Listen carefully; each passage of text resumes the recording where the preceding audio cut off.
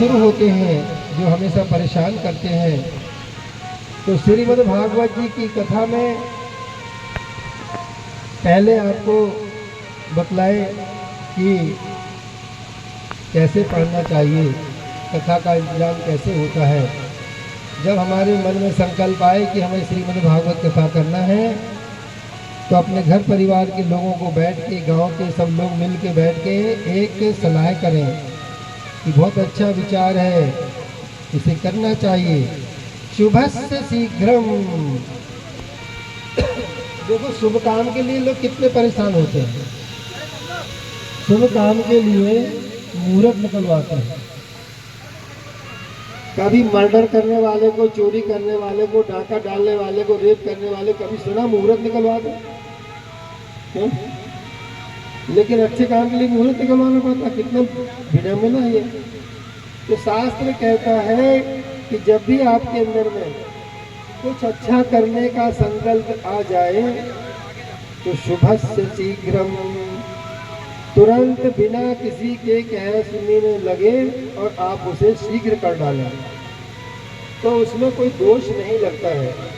अन्यथा बहुत दोष आता है और हम कार्य समय पे नहीं कर पाते हैं। आगे ये समय में सूत जी महाराज बोलते हैं कि भक्ति भाव के साथ में हम आपको एक ऐसा इतिहास सुनाते हैं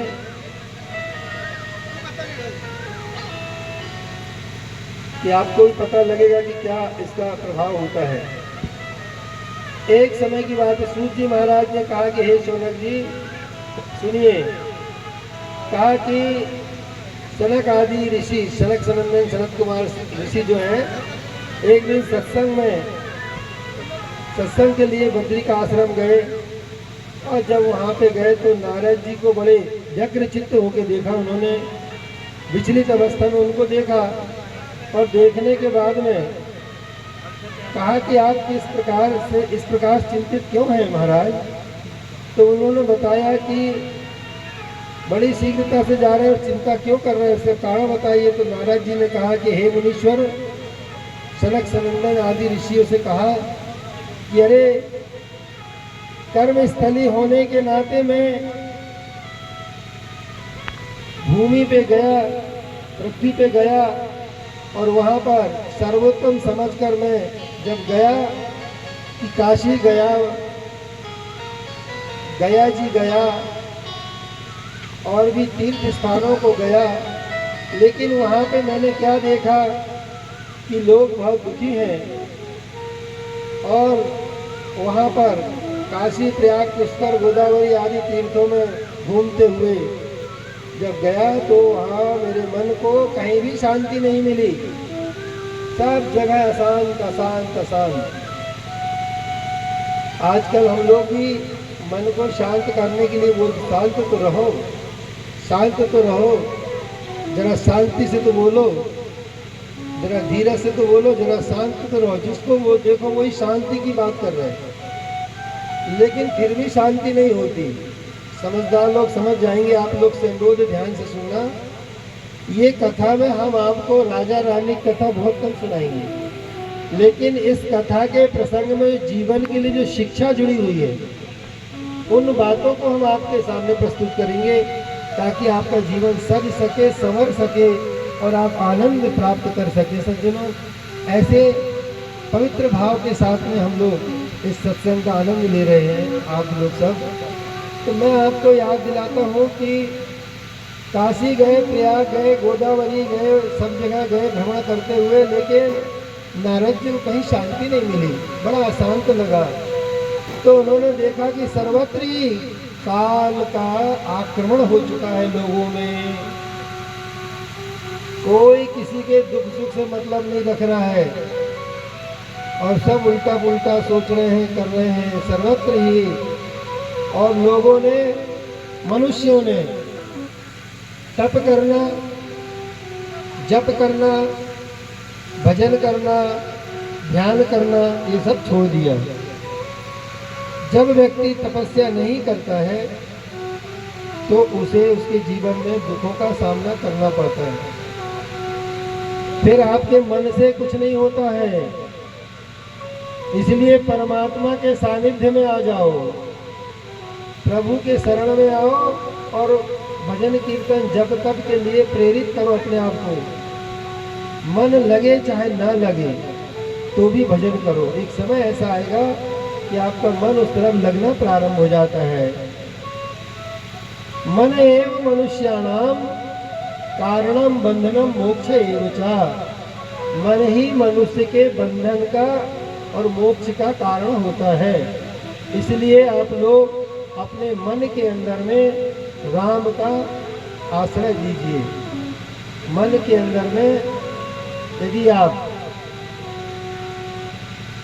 परमात्मा का स्वरूप रखोगे तो आपको निश्चित रूप से आनंद की अनुभूति होगी। नारद जी महाराज कहते हैं कि जब मैंने देखा कि सारी शक्तियाँ क्षीण होते जा रही हैं, केवल मनुष्य झूठ का आश्रय लेते जा रहा है और अपना पेट पाल रहे हैं, और घरों में स्त्रियों का ज़्यादा बोलबाला होने लगा है, साला घर में आके सलाह देता है, तो ऐसे में घर की अशांति प्रारंभ हो जाती है। करुणी प्रभुता गेहे श्याल को बुद्धि लाएगा, बुद्धि देने लगे। लोग कन्याओं का बेचने लग गए, कन्याओं का विक्रय करने लगे, और इसके बाद में स्त्री पुरुष आपस में झगड़ने लगे। मनुष्य मंद भाग्य क्या हो गया, बुद्धि कम हो गई, उसकी सोचने विचारने की क्षमता कम हो गई, और जो साधु संत महात्मा कई पाखंड दिखाई देने लगे, पाखंडी हो गए, गलत काम करने लगे, धोखाधड़ी करने लगे, और जो सन्यासी हैं वो परिवार जैसे बना के रहने लग गए। अब बताओ करें तो क्या करें। दुराचारियों ने तीर्थों में अपना स्थान बना के रखा हुआ है। आप लोगों ने देखा होगा, तीर्थ यात्रा में गए नहीं आप लोग कई बार? हाथ उठाना जरा, कोई तीर्थ में गए होगे आप बाहर सब लोग। आप लोग कोई तीर्थ यात्रा में गए हो यहाँ से कि नहीं? ऐसे हाथ उठा के बताओ। अरे इलाहाबाद, मैहर, वृंदावन, काशी, मथुरा, कहीं गए कि नहीं गए? कोई भी तीर्थ गए हो तो हाथ उठाओ, यहाँ वाले भी उठाओ।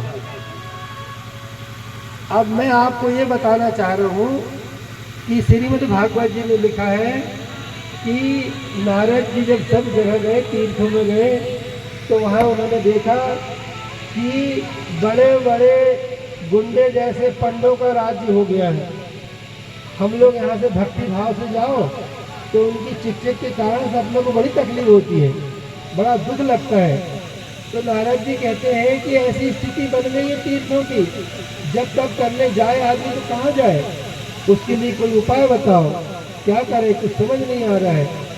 और कलिगावा नलेनाद्य साधनम भस्मताम गतम। जो भक्ति करने के, तप करने के, भजन कीर्तन करने के जो साधन है वो सब मलिन होते जा रहे हैं, मन नहीं लगता है, उनमें संदेह पैदा हो जाता है।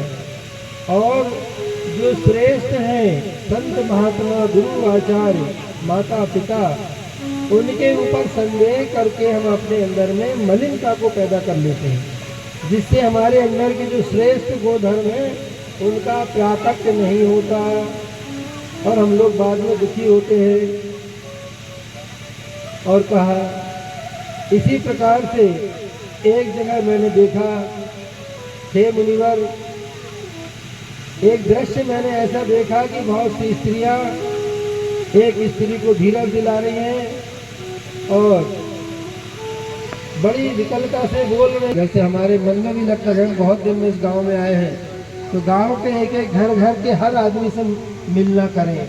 हमारा हर घर का व्यक्ति मेरे परिवार का सदस्य जैसे, तो मेरे मन में भी भाव जगता है कि अब मैं सब जगह घर में जाके मिलूं।